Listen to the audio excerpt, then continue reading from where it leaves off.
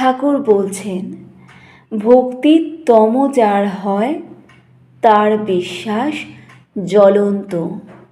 ভক্ত জোর করে যেন ডাকাতি করে ধন কেড়ে লওয়া, মারো কাটো বাঁধো, এইরূপ ডাকাত পড়া ভাব।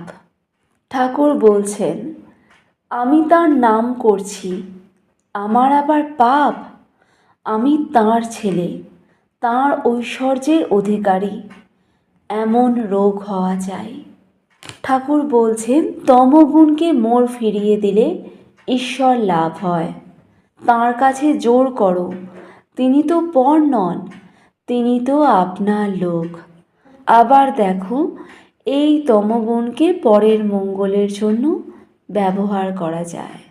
বৈদ্য 3 প্রকার: উত্তম বৈদ্য, মধ্যম বৈদ্য, অধম বৈদ্য। যে বৈদ্য এসে নাড়ি টিপে ওষুধ খেও হে এই কথা বলে চলে যায়, সে অধম বৈদ্য।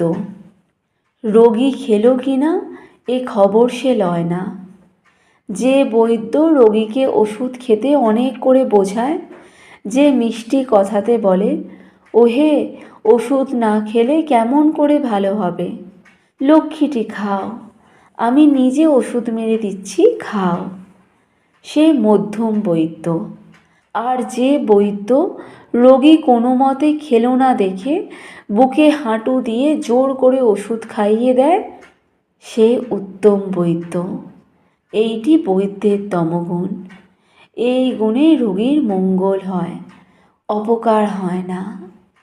বৈদ্যের মতো আচার্যও 3 প্রকার: যিনি ধর্ম উপদেশ দিয়ে শিষ্যদের আর খবর নেয় না, সে আচার্য অধম। যিনি শিষ্যদের মঙ্গলের জন্য তাদের বারবার বোঝান, যাতে তারা উপদেশগুলি ধারণা করতে পারে, অনেক অনুনয় বিনয় করেন, ভালোবাসা দেখান, তিনি মধ্যম থাকের আচার্য।